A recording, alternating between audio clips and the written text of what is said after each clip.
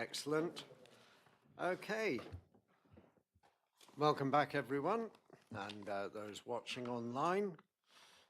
So we are on to agenda item 11, planning application 250599 PIP.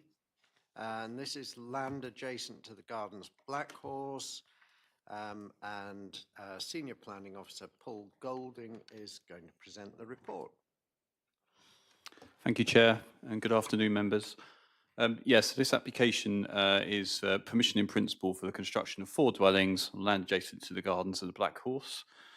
Just by way of a bit of background, the permission in principle process introduced through the Town and Country Planning Permission in Principle Order in 2017, and it provides an alternative means of obtaining planning permission for housing-led development.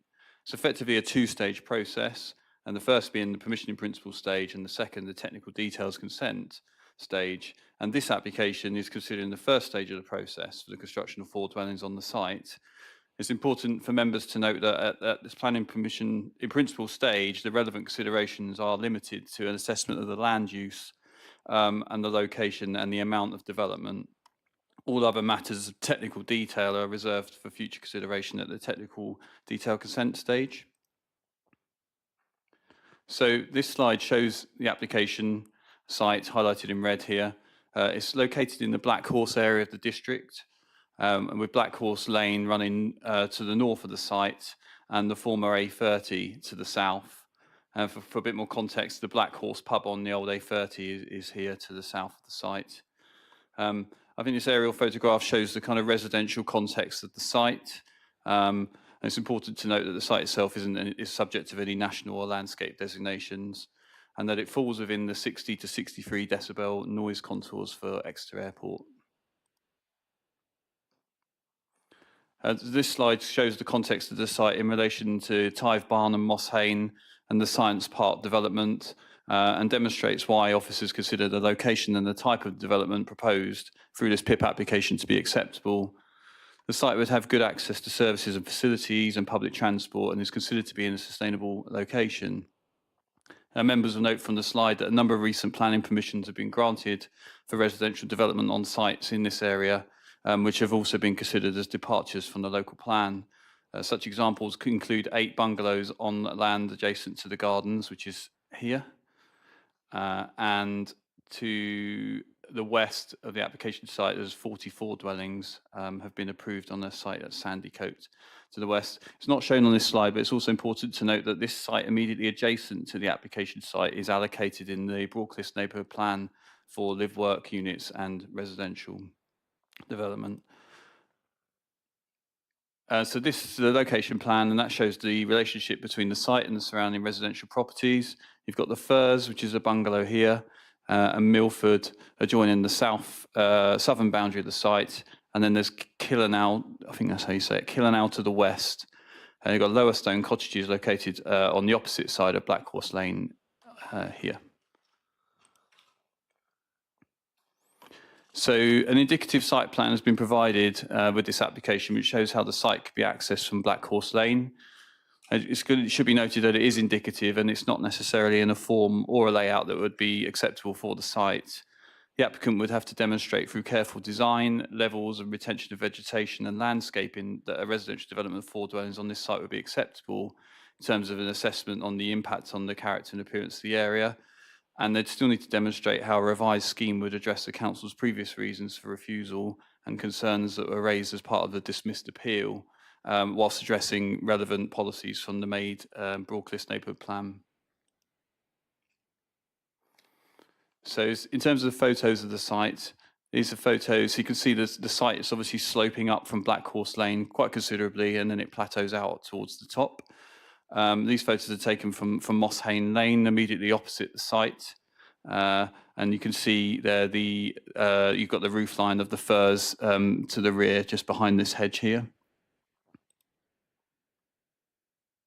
This is a photo taken of Black Horse Lane, which shows the site entrance where the proposed vehicular access will be taken from. And then these are photos from within the site. So this is a photo looking along the southern boundary, showing the relationship with the bungalow behind the Firs. And this photo from at the top of the site again shows the relationship with Milford, and you've got Killenaw, which is just here. This photo is taken further along Black Horse Lane. So it kind of shows the rural character of the lane, with the site in an elevated position sort of behind here, behind the tree line bank. And then there's just a few more photos taken from the highest part of the site. It's looking back towards Mosshain Lane, and you've got the lower stone cottages here to the north of the site.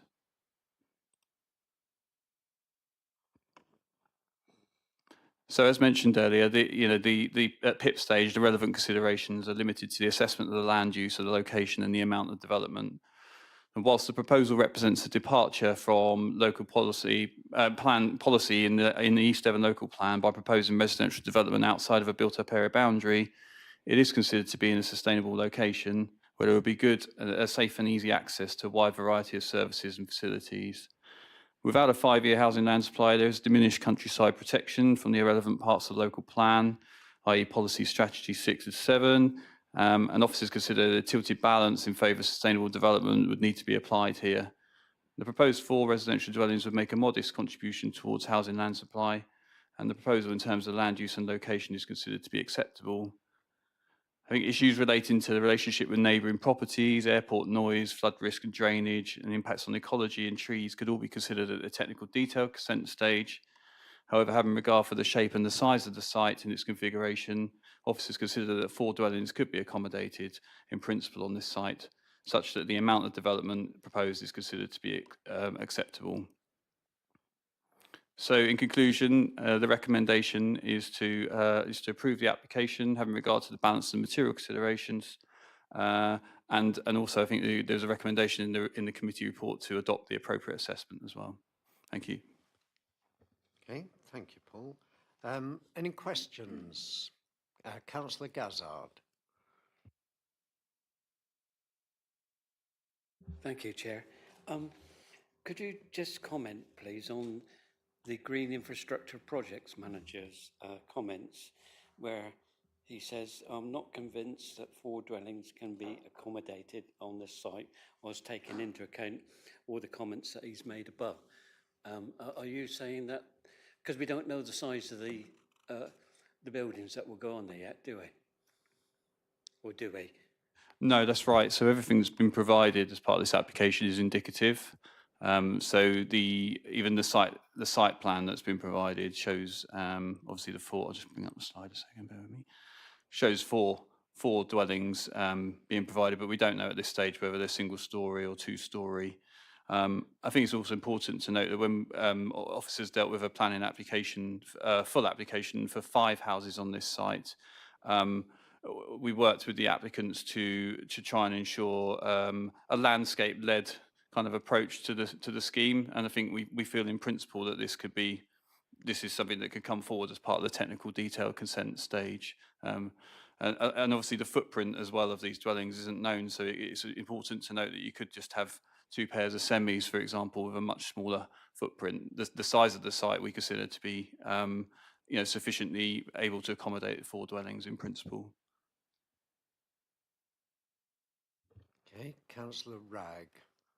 Thank you. Well, in the previous refusal, and the planning inspectorate's comments, proposal would cause harm to the character and appearance of the area, and it had not been demonstrated the proposal would provide acceptable living accommodations for future occupants.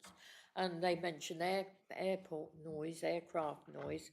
What's changed? Because that's less than 2 years ago. Apart from the 5-year land supply, what else has changed in that time, please? I think it's important to note again that obviously the inspector considered a scheme for 5 dwellings a fully detailed scheme, and officers' interpretation of the appeal decision is not that the site shouldn't be developed for residential development per se. It was more about the concerns that the inspector had, and indeed officers had, with the scheme that was presented in terms of the design and the layout, which we didn't consider to be appropriate for the kind of rural context of the site. And in relation to standards of amenity for future occupiers, I think that's in relation to the development being within the noise vectors of the airport. There's no reason in principle why through design and through appropriate mitigation measures, a development couldn't be provided on here that does provide acceptable standards of amenity in respect of airport noise. I think the issue with regards to the appeal was that the applicant hadn't put in a noise report to kind of set out what those mitigation measures were, and didn't really explain how the design had been arrived at, which could also influence how impacts on noise can be mitigated. And also note from the committee report that the environmental health officer doesn't raise any objections in principle. I think the noise impacts from being in the vectors of the airport will be considered again at technical detailed consent stage. Sorry, Paul, can you, through you, Chair, can you explain to the committee the difference between an outline planning and planning in principle, please? They're similar, but the outline, the permission in principle stage doesn't actually grant a planning permission, whereas an outline does. All you're doing is just looking at whether the site can accommodate the amount, the type, and the location of the development. The planning permission itself is actually through the technical detailed consent stage. And usually outline has to specify access as well, doesn't it? That usually one of the considerations in outline, whereas permission in principle doesn't even need to go that far. Actually, did Councillor Faithful, did you have your hand up? Yeah, I'll come to you in a moment, Ian. Thank you, Chair. Just curious, do we know where Tithe Barn development is, how close Tithe Barn development is coming to there, and will there be any use of Mosshane Lane or Black Horse Lane as access for anything? I'm not entirely sure. This aerial photograph shows Tithe Barn and Mosshane and the relationship between the sites. My understanding is most of the Mosshane and the Tithe Barn Lane development is accessed via the Exeter Science Park Road.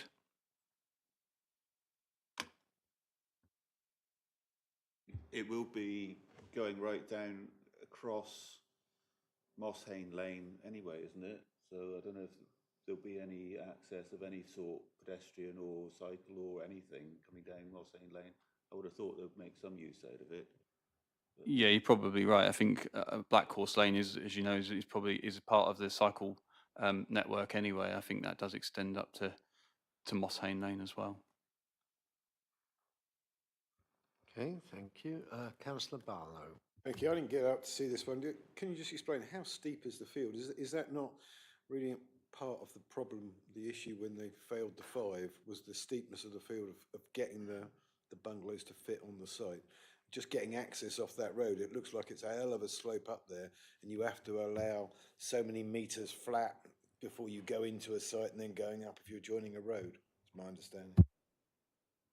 Yeah, it is a sloping, quite a steeply sloping site from Black Horse Lane, as you can see from the photos. But as I say, when we were considering a planning application for the 5, we worked closely with the applicants to try and achieve a scheme which was landscape led, and where through sort of grading and contouring, they presented an acceptable proposal in terms of the kind of getting the access in to the site. So we didn't, and in the appeal decision, the inspector didn't really raise that as a specific issue. It was more about the design and the layout of the houses themselves, which weren't appropriate. And obviously, they proposed 5 dwellings for that application, whereas here it's up to 4 dwellings. Okay. Any further questions? Nope. Okay, we can go into debate. Somebody like to lead us off? Councillor Howe. I'd recommend approval. Okay. Seconded by Councillor Barlow. It's becoming a bit of a double act, isn't it? Okay. Right. Anybody Anybody else wish to speak? In that case, we can go straight to a vote. So all those in favour?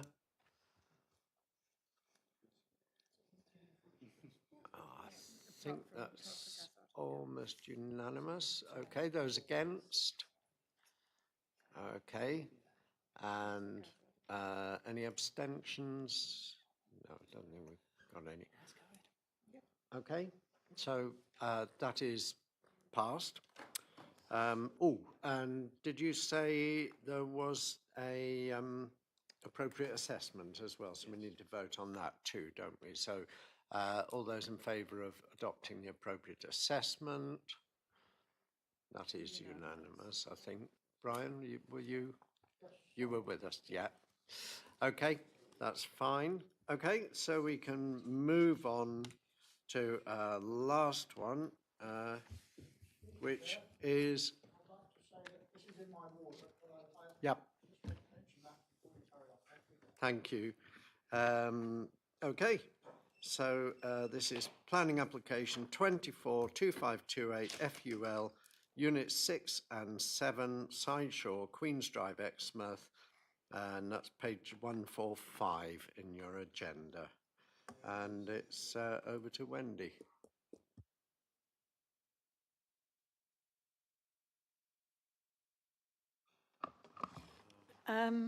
Good afternoon. So this application is for a cafe awning. We've got all the big ones today at the unit at Unit 6 and 7 at Sideshore, Exmouth. And this application has come to committee because it is on land owned by East Devon Council and there have been objections to it. The proposal, so this shows you the site, which is here, and you'll see a little bit more here. So I'm sure you'll be familiar. So it's obviously on the seafront, and there is a row of a similar looking wooden commercial buildings on the seafront here. And the site in question is this building here, which if I just pop back, you can see it's the third one along. And the proposal is to put a wind out awning onto the north elevation of the proposal. This is a sort of an image of what it would look like or what it might look like. Here we've got some plans. Apologies, they're quite rudimentary, but nevertheless do show clearly enough what is proposed. So it would be an awning. It's showing that it extends to 2 meters, but I think it actually, when wound out at its fullest, I think can extend to 2.5 meters and 6 meters long. And this is the elevation. So there's no support structures reaching down to the ground or the pavement. It is purely just a unit that's fixed to the eaves of the building and winds out and then winds back in again when not in use. You can see, I think more clearly here, so this is the unit here and it would be on this side.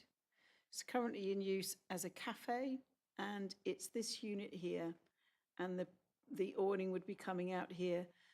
There's already outside seating here and the objections that have come in have primarily been raising concerns about the potential to sort of conflict with pedestrian access into the land and whether or not it would interfere with the free flow of people coming in and out.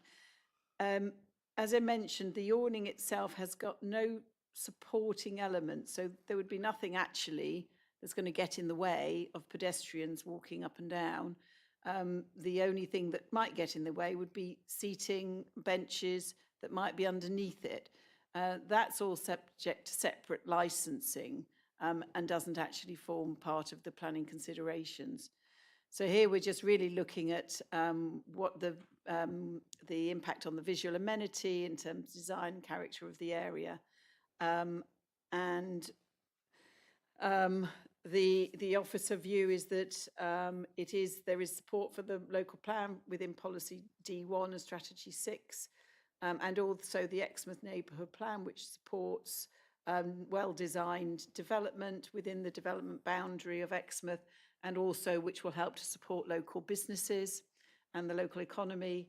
And it's considered to be in keeping with the area, helping the business, the cafe, to have a potential for better business during the winter when the weather is a bit more inclement, or also in the summer where it might be hot and shade might be required. And again, that's been weighed against the main concern raised about impact on pavement access. It's considered that there will be no conflict with pavement access, and as such, it is recommended for approval. Thank you. Okay, Councillor Faithful, Peter. Thank you, Chair. Having read the comments and looking at the photos, can we get do we know what height the awning will be when fully extended? Because it does look very low in the photo or the image that's given. And also, whether it's still a question, it's just that I would say that a low awning would cause an obstruction, because I'm only 6'1", and there's plenty of people downside taller than me, and if that thing's coming in front of them, I would have thought, wouldn't that cause an obstruction? But there you go. You would be tripping over the benches, I think, before you hit your head on it. But yeah, do we know what the height of it is, just to be on the safe side? So you can see from so we've got 2.7 is the height to the eaves, 2.7 metres, and it's ever so slightly lower than the eaves. So I would say it's possibly about 2.5 metres from ground level. That's just a hand-drawn sketch or plan, isn't it? 2.7. It's, Well, you see according the to- image. If you go to the actual image, when Yeah, you're looking square on, and it looks very low. the image, I wouldn't give a lot of credence to that image. It is just that. Yeah, imposed on a picture. That's not done to any. What is being approved is the plans, and the plans show that the awning would be attached to the eaves and extend out with a slight slope, to allow for rain to fall off it. And if the eaves are, they're showing indicated, so it is to scale, it's drawn.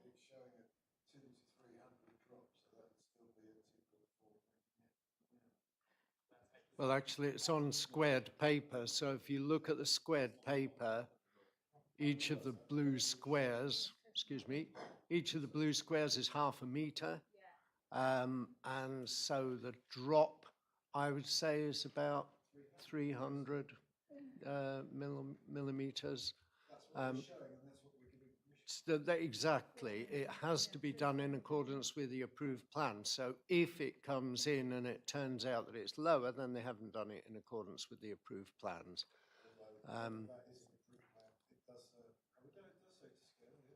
Yeah, I mean, it's not clearly not done by an architect, but it's, it's accurate enough for our requirements, and they have shown it as coming down to, I would say, 2.4. Yeah, 2.4, 2.5. Yeah. Yeah, I would think so, Ian. Yeah, even in your high heels. Yeah. A standard room height is around 2.4 metres, just for people who don't work well on heights. Yeah, I mean, I think most awnings do not, come below head height for obvious reasons. But the fact that they've already got benches under there, plus it's not actually extending out as far as the pedestrian access. And I've got to say, knowing that area well, and Brian may be able to back me up on this, Most people access it either from the cycle path or through the car park. I don't think, I haven't seen many people access it from that side, but that's just because I haven't used it. Okay, other questions? Councillor Bailey. Thank you, Chair. This is not so much a question, but a point of information for members of the committee who are not familiar with the area. As I said earlier, this is in my ward. Personally, I can't see any objection, and I can't see how the awning is going to affect people on the footway, because this, as you know, is a split level. You're coming off there, perhaps a metre or two from the end of the awning, and there's 3 steps that go up to another level, which is accessible from both ends of the building, the shop side and the windsurfing side of the building, which is a main one with a high roof there. And so if there is a possibility of a blockage of getting through where the tables are, you can always quite easily go up the slope and down the other side. So, and people can do it in wheelchairs, so it's not going to stop any access for anybody at all. And I'm quite happy to propose it, Chair, in the fullness of time when you ask. Okay, thank you. Councillor Gazzard. Thank you, Chair.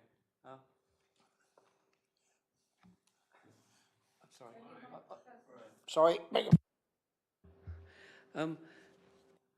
Do we know why I'm not against the principle, but I am concerned, knowing the area like Brian does and others do very well, it does get really windy down there. And my concern is that if it's not, the awning is not fixed down to the floor, the possibility is it could get whipped off. And that's my only concern about it, is that I think it should be fixed to the floor so that A, it's safe, and it shouldn't impede anybody. But that's my only concern with it. So is there any reason why they have given any reason why it's not going to be fixed to the floor? I know they want it to just go up and down, but I mean, it can be fixed to the floor and then with a clip and then taken out. To you, Chair. So, I mean, this is what's proposed. I was actually had the pleasure of staying at a friend's house in a nice sunny place recently, and they had an awning that winds out, and to my mind, I can understand how it works. And they are actually quite robust structures nowadays, quite strong, and that's how they're designed. That's how they're designed to function. I would imagine if it was really a very, very, very, stormy day, they would simply fold it away. I mean, would be the sensible course of action.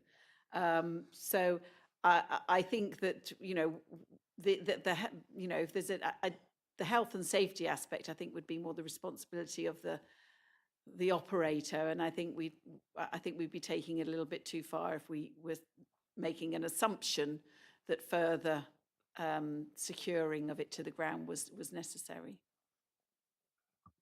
Thank you. Councillor Barlow. Ian. Thank you, Chair.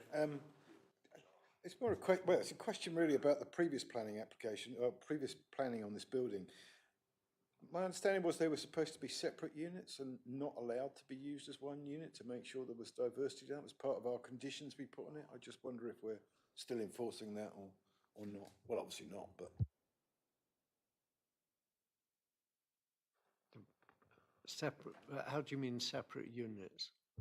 So my understanding is that when they were put in for planning that they were deemed to be separate. So this is for units 6 and 7, but it's being used as one unit. I'm being pedantic, I suppose. I'm being annoying. I have no problem with the awning or anything, but I just wondered on that. No, I don't think any of them are split. So I really don't know. When did you know anything about previous permissions on this? I have heard something along the lines of what Councillor Barr is referring to, and I'm being honest with you, I couldn't say, there's nothing in the report that alludes to any planning history to say what has happened there. Certainly something we can look into, but I don't think it has any bearing on whether or not we should be permitting the awning. I think there's all sorts of things that didn't quite comply there. Uh, Councillor Haggerty. Thank you, Chair. Personally, I don't see any problem with it. Regarding what Councillor Gazzard was saying, Mrs. Hornsby actually answered the question. I think if it was windy, I think they wind it in, wind it out.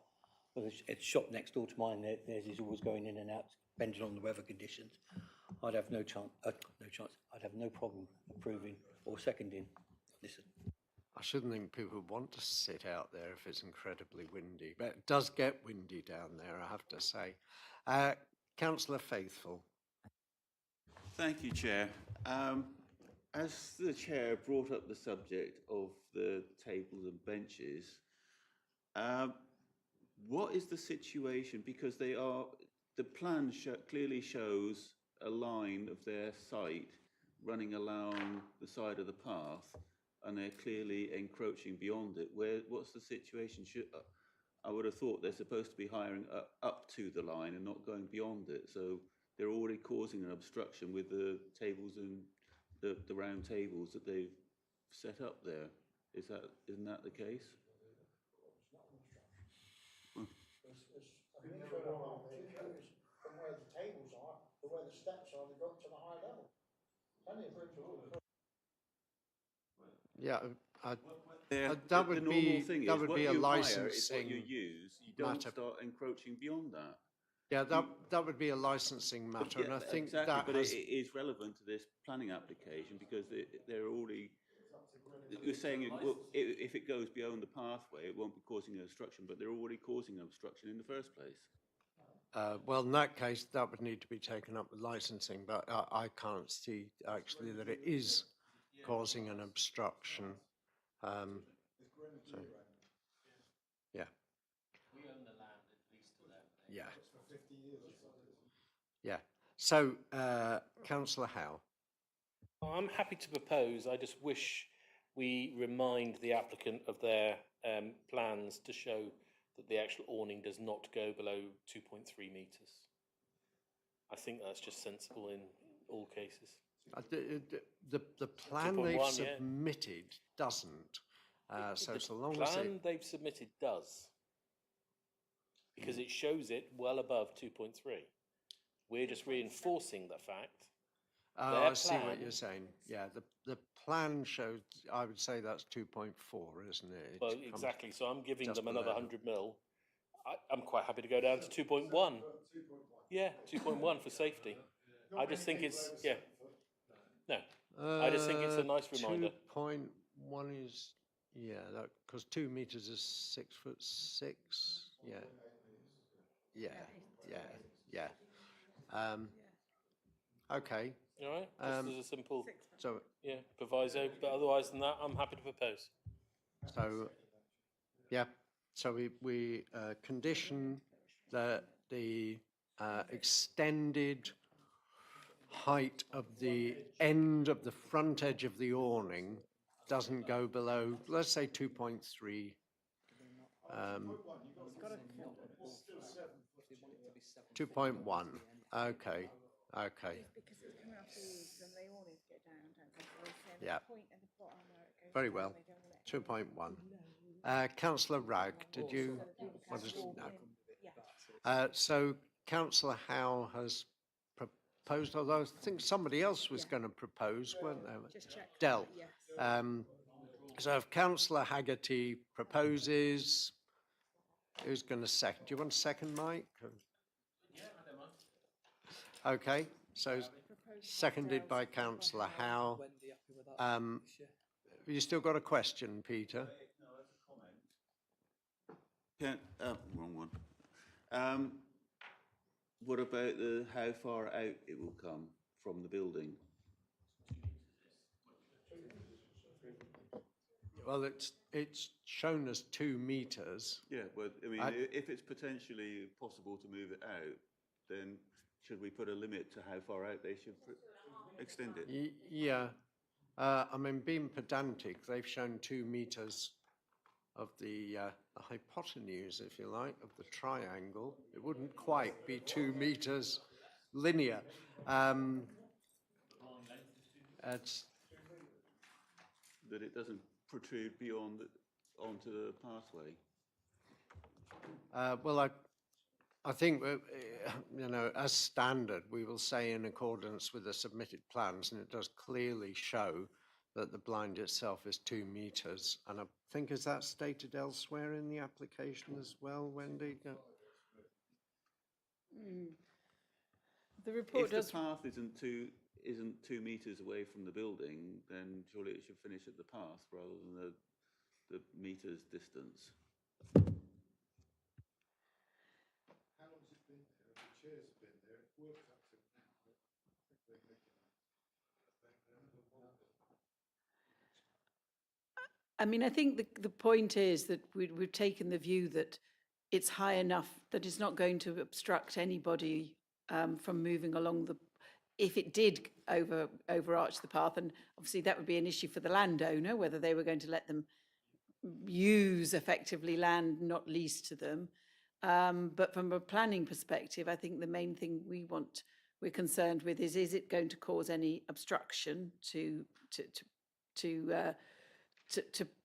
pedestrians or other movements, or and what's, you know, what's it going to look like in terms of visual amenity. And I think that the maximum extension would be 2.5 in terms of the details they've submitted, and they've shown 2 on the plans. So we could, I mean, we could add it into the condition, but I don't feel it's necessary. Okay. I mean, they have clearly stated that the length of the blind is 2 meters. So, you know, if it turns out to be longer than that, we can go back to them and say that's not in accordance with the approved plans. Well, it's all our land. Well, sorry, but we don't, it's leased to some.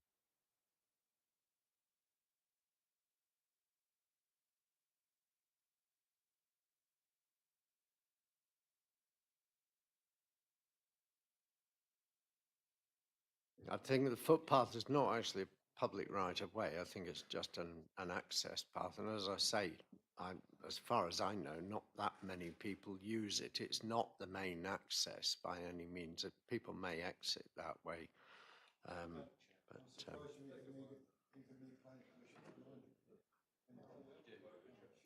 Okay, so we have a proposer and seconder. Do we have any further speakers before we go to a vote? Okay, those in favour? I think once again, unanimity has broken